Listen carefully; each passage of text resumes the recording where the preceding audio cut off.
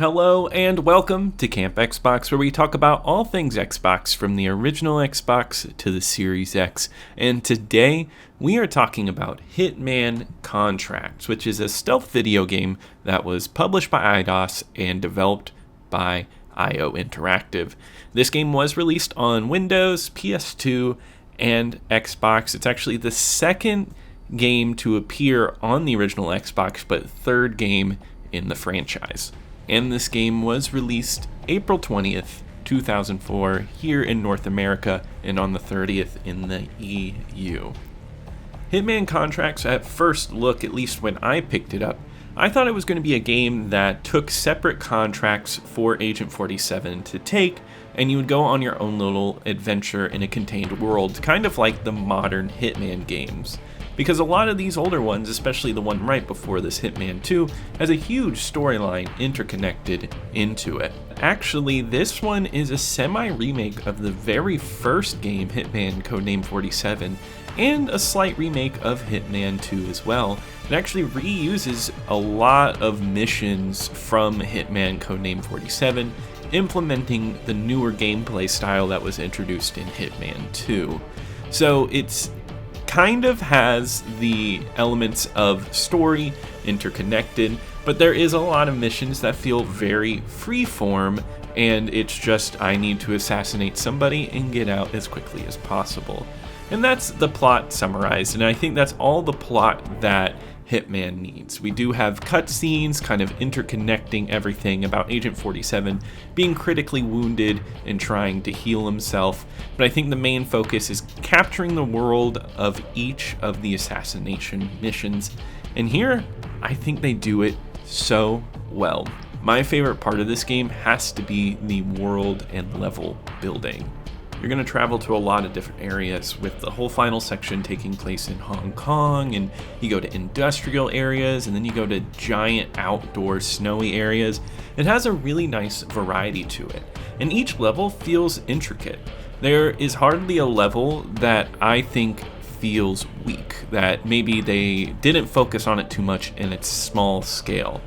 It does the thing that I like, where it is a smaller level, but it is intricate. They almost feel maze-like in a way, offering multiple paths and ways to take down your targets or reach your goals.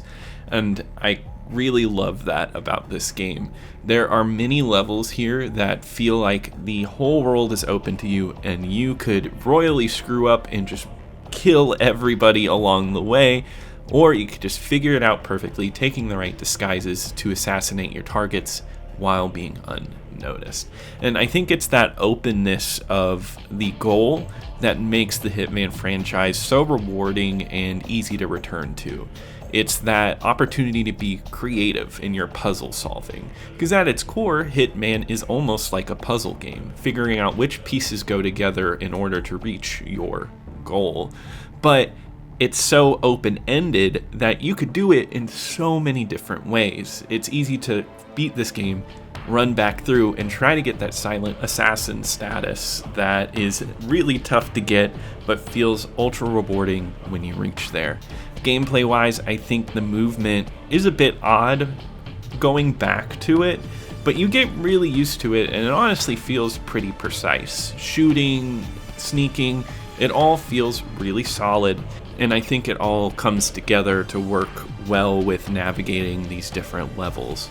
I love how moody this game is too. Almost every level with an outdoor setting, it is raining and dark.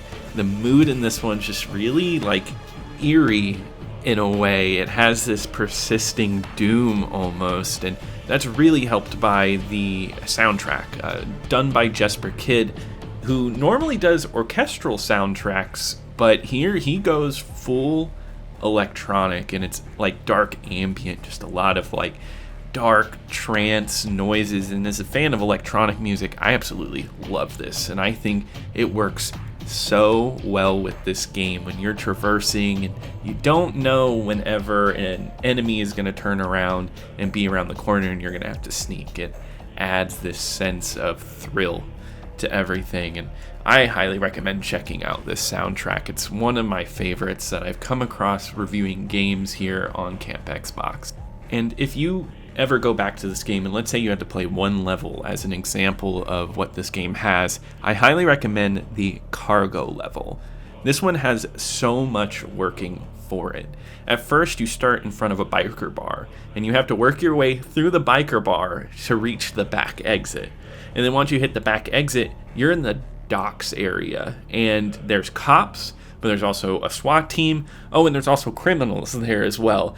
So I think there's just so much going on, and you really have to figure out, pinpoint which disguises you need to get through certain areas. And not only that, once you kill who you need to kill, you have to trick your way out of there as well.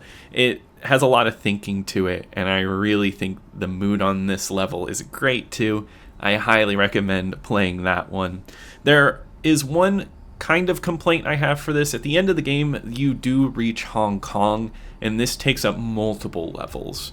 And I do think some are good, some are a little too linear. I do really like the mansion level here, but personally, with the power that the game had before and all the different locales, I found it a bit sad that I had to sit here and kind of go through the same locale of Hong Kong, and even there's 2 levels with the exact same layout.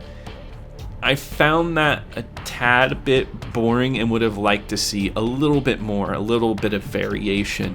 But there are some great elements of Hong Kong, and just like I said, the mood is really good on these levels, especially when you're in the city and you see the neon signs, and it gives you the feeling that you could walk into any of these buildings and climb all the way to the top and figure out how to solve these levels.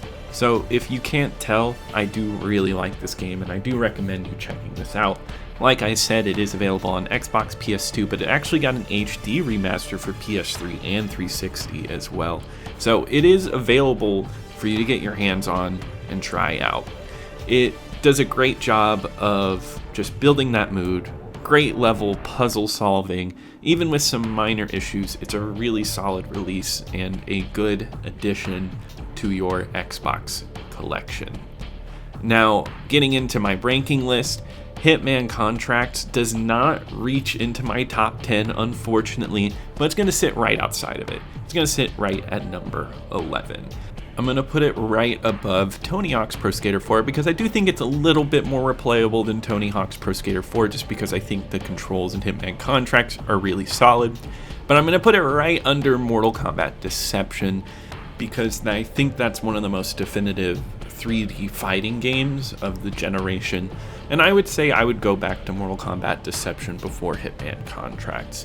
But it's still a really great game, deserves to be a part of any collection. And if you have any memories with Hitman Contracts, the Hitman franchise, anything like that, let me know in the comments below. I'd love to hear from y'all. Also, be sure to like and subscribe if you want more content like this, and I'll see you here next time at Camp Xbox.